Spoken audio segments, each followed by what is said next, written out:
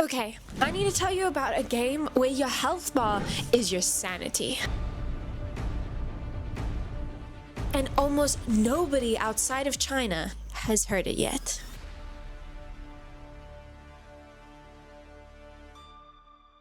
So before there was a game, there was a book.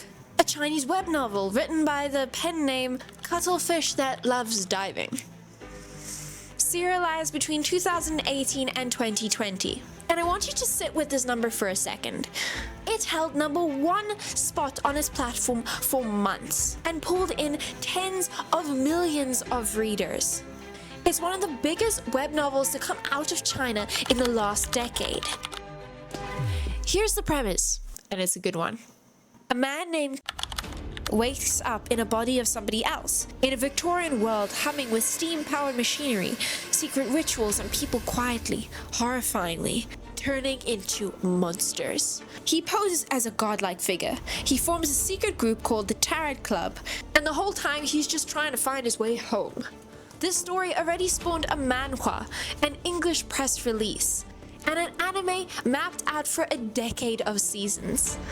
So when the game got announced, it wasn't starting from zero. It walked in with a fan base most IPs would kill for. It's being built by a brand new studio called Spark Nexa in Unreal Engine 5, made up of people who are genuine fans of the source material. So what is it mechanically?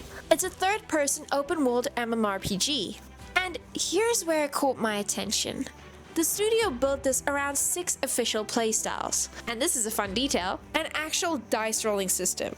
There's classic group content such as dungeons and faction warfare, fashion and customization, and then, one that surprised me the most, a full solo mode with AI teammates, for people who don't want to deal with other players at all. Character creation is very detailed, almost like Black Desert Online, where it supports Asian and European facial features. It makes sense since this game is trying to serve China and the global market. But you can tell that this character creation is definitely not an afterthought. You pick your name, your voice, your starting cosmetic loadout, and fashion isn't some side menu here. And you can earn tons of outfits in the game. You're not locked out if you do not want to pay real money.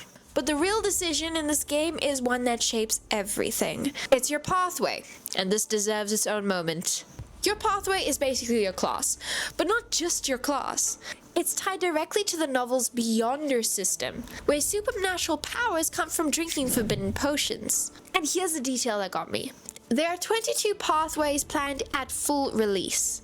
Right now, in testing, only 6 are playable, and they map into the classic trinity in ways I did not expect. You have the Seer, tarot-based range damage and crowd control, the Apprentice, who has the sleight of hand and mobility, the Spectator, who has the telepathy and hypnosis, and yes, this is your healer, the Warrior, with melee greatsword damage and flexes into tanking, Bard, which is a support class, with a purification mechanic that clears corruption.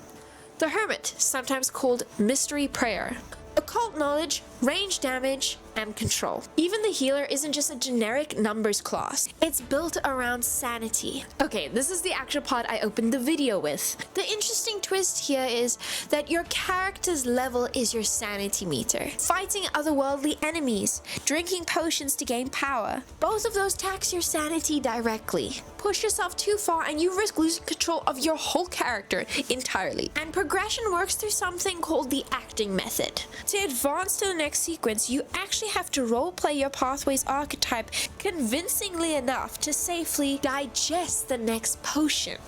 Sequences run from 9, the weakest, down to 0, God tier. Testing right now caps around sequence 7. The rest is saved for after launch. If you're a novel fan, this is what you should know going into this game. It is not a one-of-one retelling. It's set after the novel, closer to an alternate universe. Partly because the studio doesn't currently own rights to the direct sequel. You can still relive moments from book 1 through single-player story quests, but the open world itself stays multiplayer, moving forward on its own timeline. And the scale of what's planned is genuinely enormous. So where are we right now actually?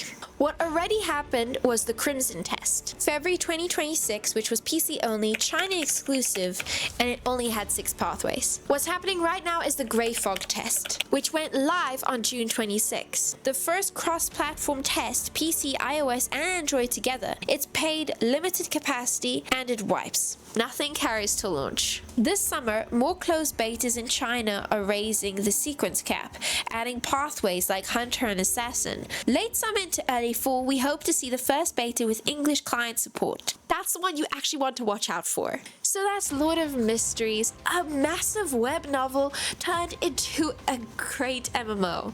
If you're really excited for this new MMO, or anything interesting that happened with the beta aside from people riding into buildings, then let me know in the comments down below.